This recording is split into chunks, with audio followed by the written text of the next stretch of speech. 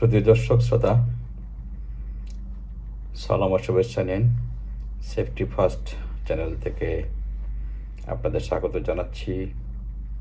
আজকের আলোচ্য বিষয় গ্যাস সিলিন্ডার বিস্ফোরণ।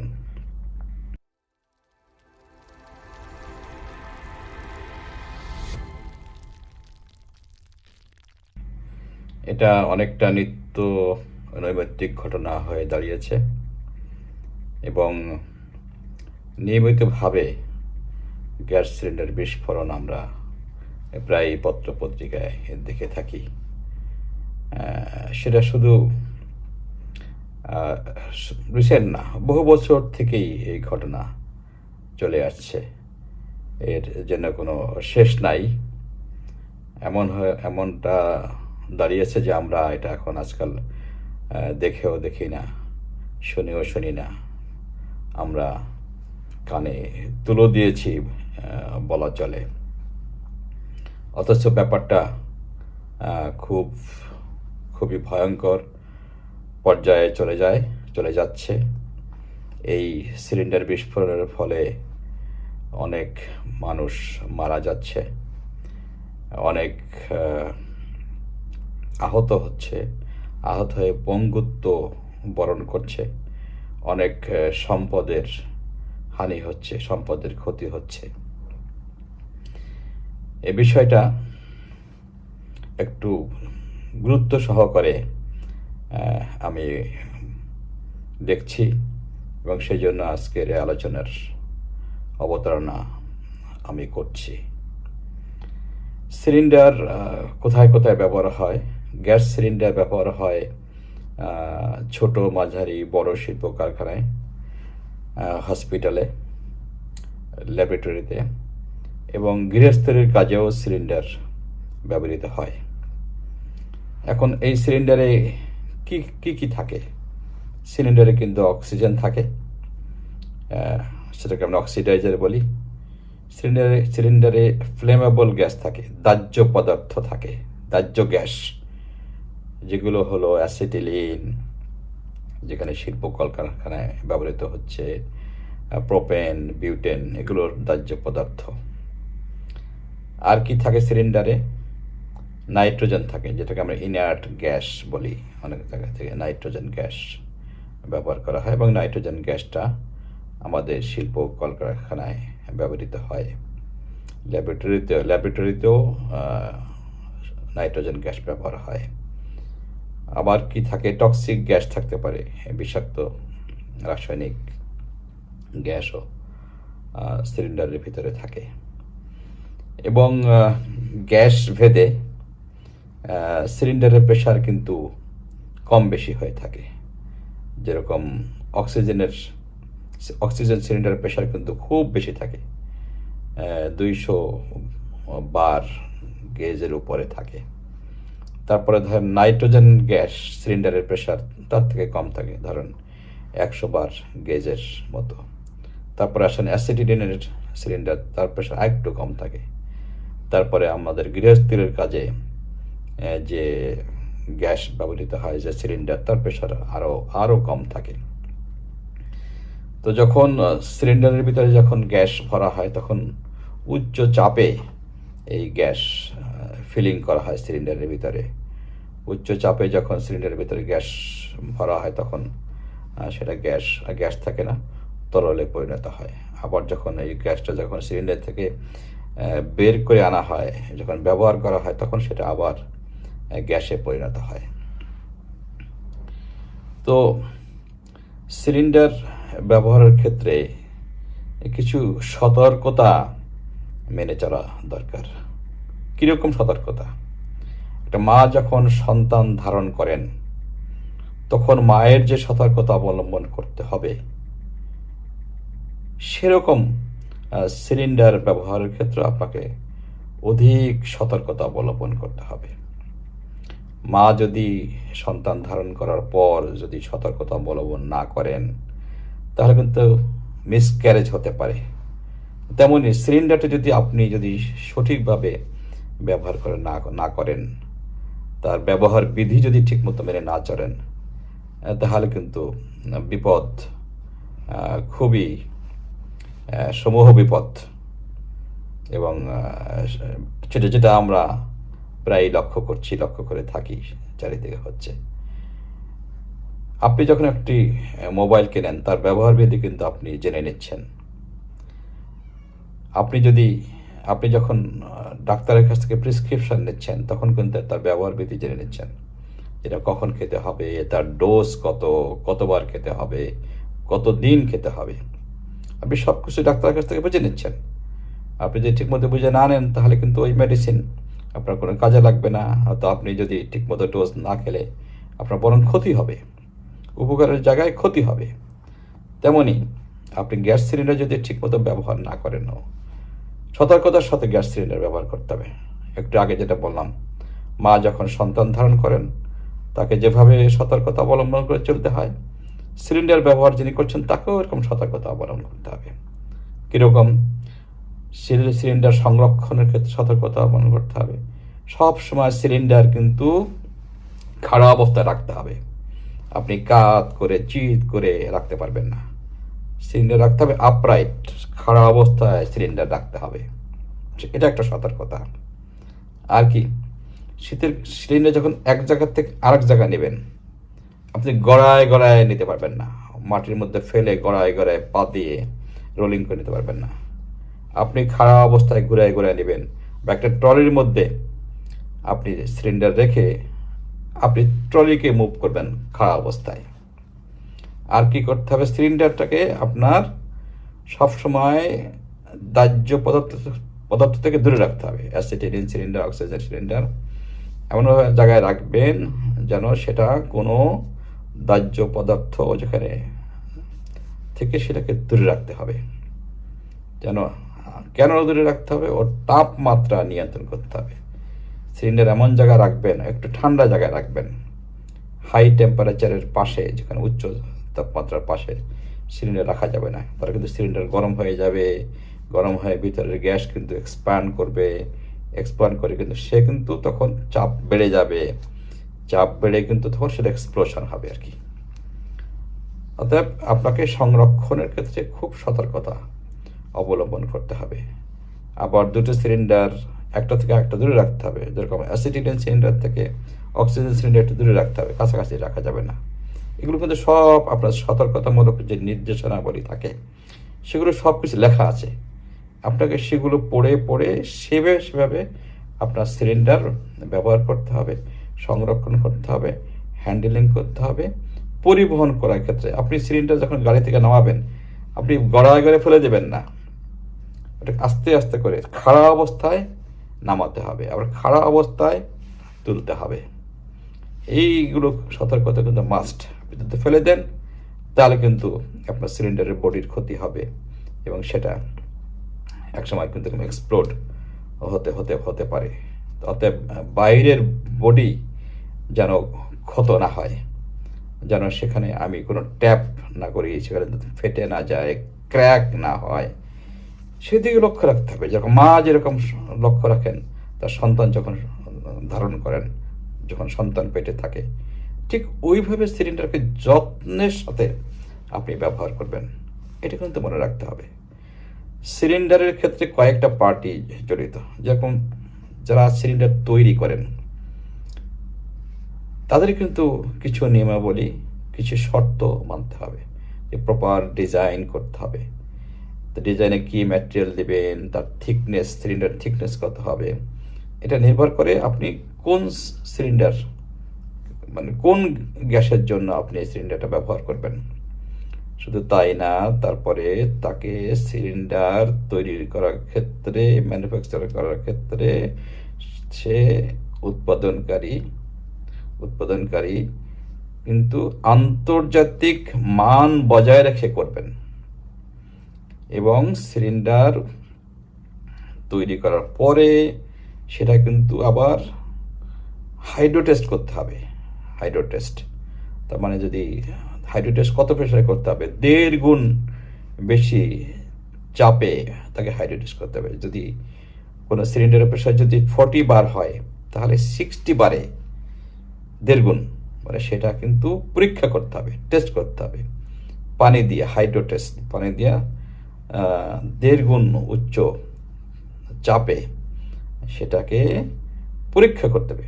পরীক্ষা করার পর কী করতে হবে, সিলিন্ডারের গায়ে আপনি পাঞ্চ করে লিখে দেবেন যে কত তারিখে এটা টেস্ট করা হলো, কত চাপে টেস্ট করা হলো এবং তার ভ্যালিডিটি কত।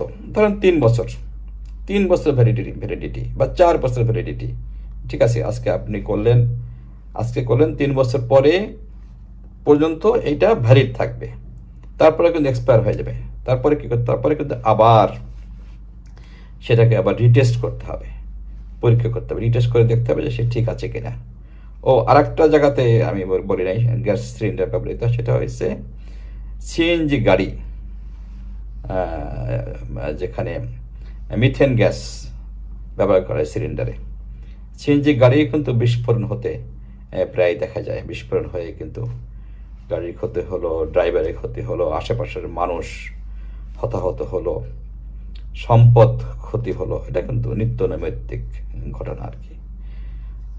আর এতে উৎপাদনকারীর ঘটনা দায়িত্বকে আমি বললাম। এরপরে আসে বিপণনকারী, যিনি ডিস্ট্রিবিউট করেন। যে কেউ কিন্তু সিলিন্ডারের ব্যবসা ডিস্ট্রিবিউশন করতে পারবেন না।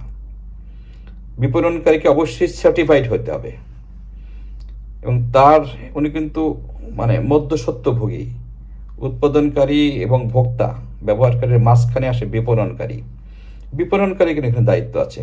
বিপণনকারী কিন্তু ওই পরিবহনটা কিন্তু সে করে এবং এটা কিন্তু স্টোরিংটা সে করতেছে। স্টোরিংয়ের ব্যাপারে কিছু নিয়মাবলী বললাম যে আপরাইট রাখতে হবে, দাঁড়ানো অবস্থা রাখতে হবে, তার আশেপাশে কোনো দাহ্য পদার্থ থাকতে হবে না, ঠান্ডা পরিবেশে রাখতে হবে। আরেকটা হলো যে ভেন্টিলেশন, আপনি বদ্ধ জায়গায় সিলিন্ডার রাখতে পারবেন না, যেটা আমি একটু আগে অবশ্য বলি নাই। ভেন্টিলেশন মাস্ট, আপনি খোলা জায়গায় সিলিন্ডার রাখতে হবে। যেরকম হাইরাইজ বিল্ডিংয়ে আজকাল সিলিন্ডার কিন্তু নিচে রাখা হয়, সিলিন্ডার ব্যাংক রাখা হয়, খোলা জায়গায় রাখা হয়, যেখানে মুক্ত বাতাস আছে, মুক্ত বাতাস চলাচল করছে। এরকম খোলা জায়গায় রাখতে হবে, আপরাইট খাড়া অবস্থা রাখতে হবে। একটা সিলিন্ডার থেকে একটা সিলিন্ডারের একটু দূরত্ব মেনটেন করতে হবে এবং কোনো উচ্চ তাপমাত্রা যেখানে আছে হিট সোর্স থেকে দূরে রাখতে হবে।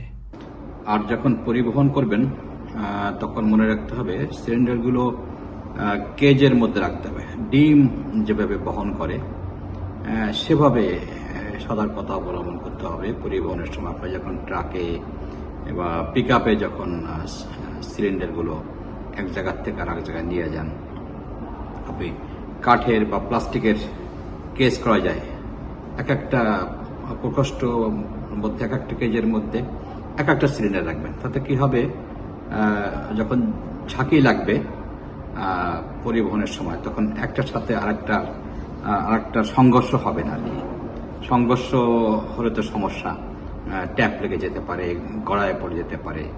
তো পরিবহনের সময় সতর্কতা সাবধানতা অবলম্বন করতে হবে।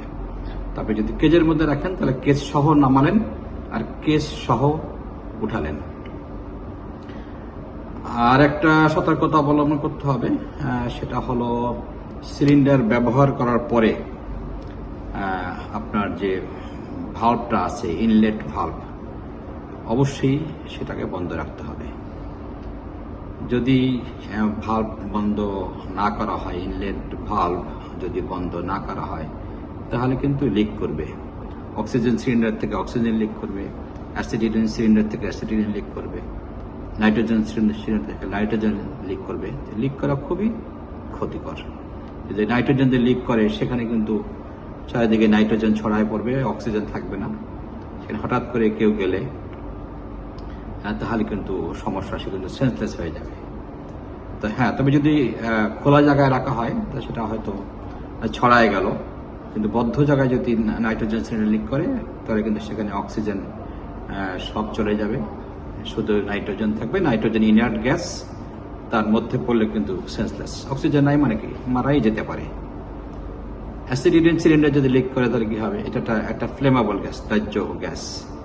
এটা যদি ছড়ায় পড়ে তাহলে কি হবে, যদি স্পার্ক করা হয়, একটা সুইচ অফ অন করার সময় কিন্তু সেখানে আগুন ধরে যাবে।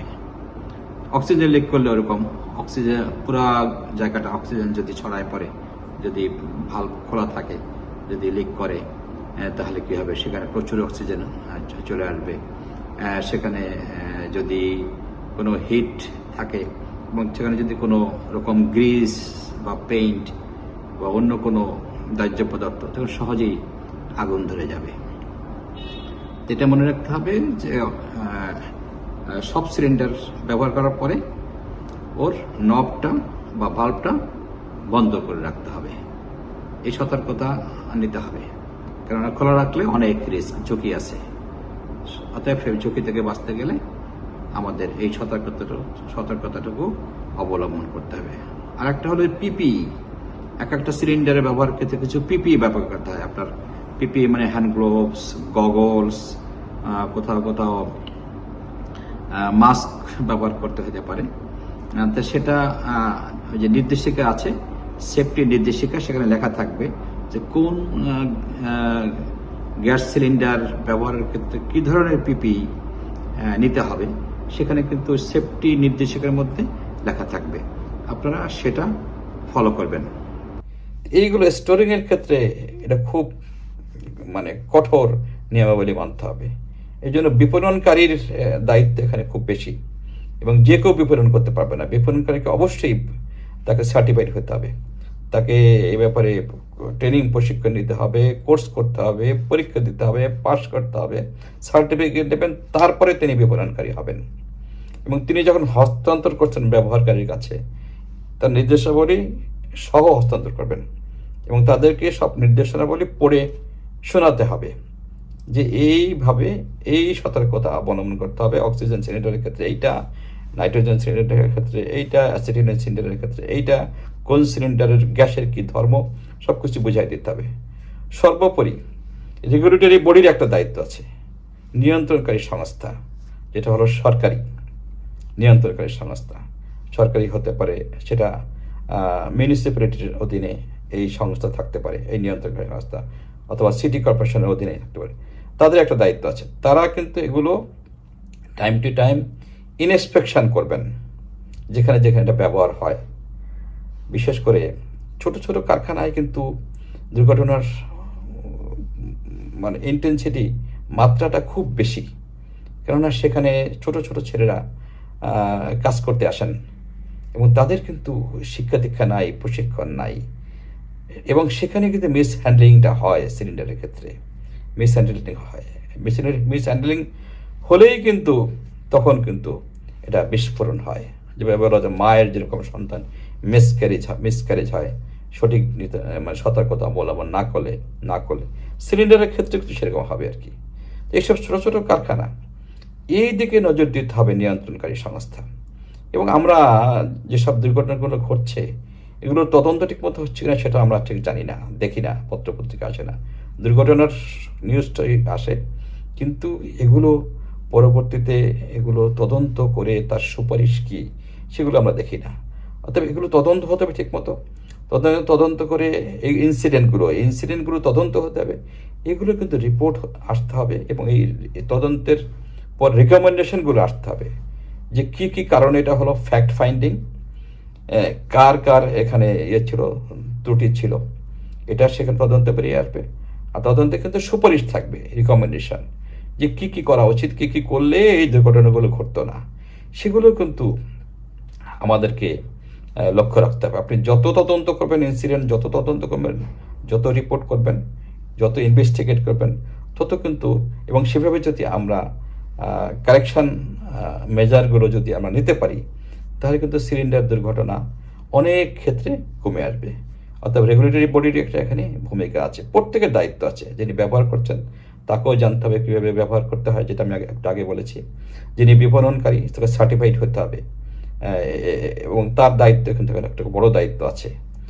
তিনি তার দায়িত্ব সঠিকভাবে পালন করবেন, তারও দায়িত্ব আছে, গুরু দায়িত্ব। এবং যিনি উৎপাদন করছেন, তিনি সঠিক মান বজায় রেখে করছেন কিনা, আন্তর্জাতিক মান, স্ট্যান্ডার্ড কোড মেনে সিলিন্ডার তৈরি করছেন কিনা, এবং সেটা টেস্ট করে টেস্ট সার্টিফিকেশন আছে কিনা, এবং সেই টেস্টের রিপোর্ট তারা পাঞ্চিং করে বডিতে সিলিন্ডারের গায়ে লিখে দিচ্ছেন কিনা এবং তার ভ্যালিডিটি সেখানে লিখছেন কিনা এবং ভ্যালিডিটির পরে সেটা আবার রিটেস্ট করা হচ্ছে কিনা সেটাও কিন্তু দেখার দায়িত্ব সকলের দায়িত্ব। এগুলো যখন ম্যানুফ্যাকচারার থেকে যখন বিপণনে চলে আসে, এটা বিপণনকারী মূল দায়িত্ব যে এটা আবার কোথায় যাচ্ছে সিলিন্ডার সেখানে আবার রিটেস্ট করা হচ্ছে কিনা। যিনি ব্যবহার করছেন তার দায়িত্ব বেশি, কেন দুর্ঘটনা ঘটছে কিন্তু ভোক্তা পর্যায়ে, এন্ড ইউজার পর্যায়ে কিন্তু দুর্ঘটনা ঘটছে, আপনি ক্ষতিগ্রস্ত হচ্ছেন, তাই না?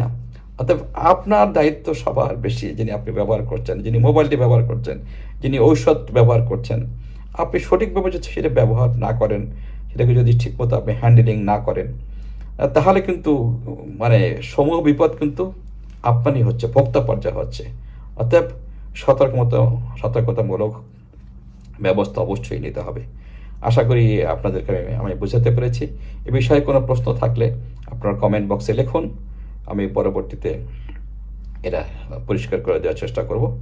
আজ তাহলে এ পর্যন্ত, দেখা হবে পরবর্তী এপিসোডে। আমার চ্যানেলটি সাবস্ক্রাইব করুন, শেয়ার করুন। আপনারা সবাই ভালো থাকবেন। ধন্যবাদ সকলকে।